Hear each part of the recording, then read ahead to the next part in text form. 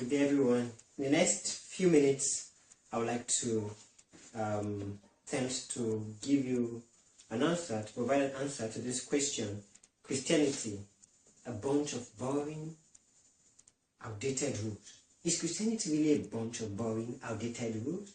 We're going to find out in the next few minutes. I'd like to begin by a quote by a man who goes by the name Randall Terry. Randall Terry is an American who is famous for his voice against abortion.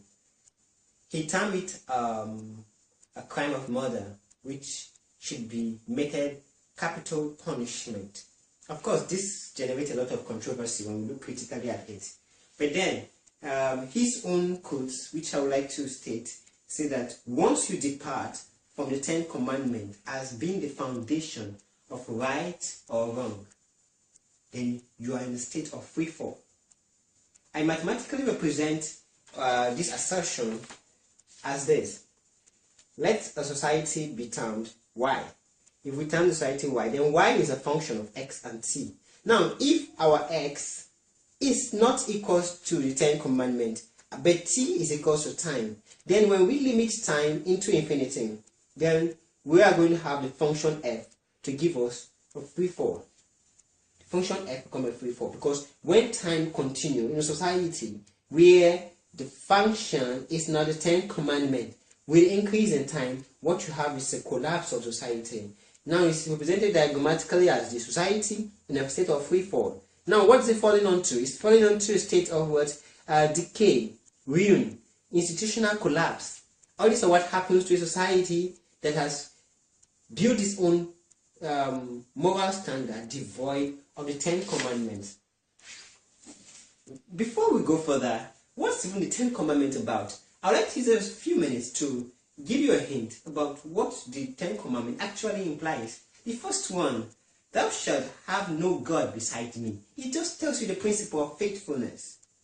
Faithfulness. Faithfulness is demanded by all society. Thou shalt make no graven image of any likeness in the heavens, under the earth, on the earth, and thou shalt not bow down to them.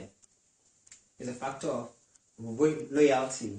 Everyone wants loyalty, so every society preaches loyalty. And then faithfulness. Then thou shalt not call the name of Lord thy God in vain. Reverence. Nobody wants to be just called when there's no need for. And then everybody wants to be called when things are important. And then there's a need to reverence one another, give value to each other. I should call you with dignity, not just call you to spite you. And that is a law of society that makes society to move forward. Remember the Sabbath day to keep it holy. The 6:1 ratio of work and rest. If one keeps to that, you don't need a doctor to tell you that. The Bible already says it in the 10 Commandments. And honor thy father and mother. This is the fiber of family values. Family is built on value system, and when the family system collapses, everything else, society will collapse invariably. Thou shalt not kill, sacredness of life. Thou shalt not commit adultery, self-control. You don't just go for everything you see that's attractive. You're married, you see a young lady and she's attractive, you don't go for her. Why? Self-control. Thou shalt not commit adultery. Thou shalt not steal. Honest gain. You build your prosperity level by honesty. That's what the 10 Commandments is trying to imply here. Thou shalt not steal. Thou shalt not be a false witness. You build your life and in a personal relationship on the ground of truthfulness. I don't come and accuse you falsely. You don't accuse me falsely. We just live in truthfulness and society becomes a better place. So in this present day, all these virtues are highly on the side of high demand, because men have relegated the 10 Commandments to the background. Thou shalt not covet. Contentment is one important factor. Yes, I am presently in level 2 or level 3 of the civil service, and I'm beginning to look at somebody in level 15 and I say, how should this guy be in level 15? But of course, if I'm a contented person, I just wait for my time. I go through the ranks and I don't want to jump the ranks. But a covetous person want to just knock up that person and be there. That's covetousness. So these are not vices that should be welcomed in society that want to make progress, even in this our age. Man generally tends to go on the side of self-destruction. It's not news for me to tell you that invention is more on the side of destruction than building. We have new ways of killing each other. We invent new weapons, warfare, ammunitions, and hardware. Just better ways of making sure that we kill ourselves. How about destruction of potentials, of the future of the country, of future of society? We find that man keep bringing up legislations. Some countries even endorse that if you're a doctor and you don't do abortion, you're sanctioned by the government. Because it seems like man that is matured see himself having all the right to kill the younger generation. Now, man's young. Every animal has its young. The dog has a puppy, the lion has a cub, the cat has a kitten, and so on and so forth. Man's young is what? The baby, or a child, as the Bible refers to, she's with a child, or baby in her womb leap for joy. So the baby that's in the womb is called a child or a baby. And then we want to make it technical, to make it easier to kill. We call it fetus. We say it's just a fetus in the stomach, and then we want to find it easy to kill it. But then apart from that, it becomes a little bit difficult to even kill the fetus because it's carrying the name of a living thing. And then you now go as far as saying it's blood tissue. Some people go as far as just a blood tissue, just flush it out. It doesn't mean anything, it doesn't kill anybody. But that's just a means of what, changing the name of a thing to escape the guilt of killing. But that doesn't in any way reduce the gravity of the act that is being done. Then we have the endorsement of same-sex marriage. The marriage system is such that the younger generation are supposed to learn from both sexes. The mother and the father both have roles to play in the society or in the life of the young generation. Now, when we advocate for same-sex marriage, what we're invariably doing is that we're raising a generation that is one-sided, that is not balanced in their experience adaptation from the previous generation. They learn from one side of the sex without learning a balanced thing. And then we are raising a society of the next generation that is devoid of home and domestic values. People just grow up to become very wild.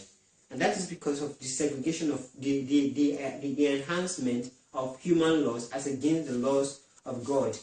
Now, placing human rights outside of righteousness just a means by which man tries to exalt himself as the source of right and wrong. Man is never the source of right and wrong. Someone may want to say, okay, but all these 10 commandments you're singing, it's all about the Jews, it's for the Jews. Then the same person who wants to still tell me that in basic science, you are all aware of this formula. This formula is Albert Einstein's formula. Albert Einstein is from the United States of America. And then, should we just say because it's from the United States of America, this formula is for the United States of America? No. It's universally accepted everywhere. Because wherever you are, you can verify this. And that's what the laws of God are. Yes, they came to the Jews, but yet it's a fundamental law that is needed by our society. So, I don't want you to just excuse yourself from responsibility. Furthermore, Jesus went as far as summarizing this into just 2. The first 4 has to do with God. The last 6 has to do with man. The first 4 is summarized simply by loving the Lord thy God with all your heart, and with all your soul, and with all your might. Then loving your neighbor as you love yourself. If you fulfill these 2 commandments, automatically you fulfill the 10.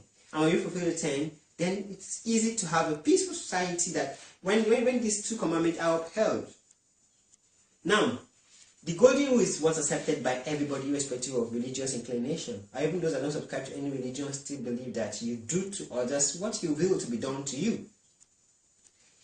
This is what we call the golden rule. And the beautiful thing about Jesus is that he didn't just tell us that this is what is right, this is what is wrong. He also gives us the empowerment to do that which is right. And it comes just by simple receiving of salvation. I'm going to talk more about how to get saved in the next bulletin. But I want to tell you to understand that this salvation takes you to a level where you don't have to struggle to fulfill the law of God. But you find the law of God totally yielded and totally being fulfilled in your life. Whatsoever causes solution to the society can never be termed outdated. So the only solution to the current prevailing problems of society should never be termed boring or outdated. We should never get to the point where we term the solution outdated. So I believe, and Christianity, the Christian faith, remains the only solution and the answer to most of the challenges we have in society today.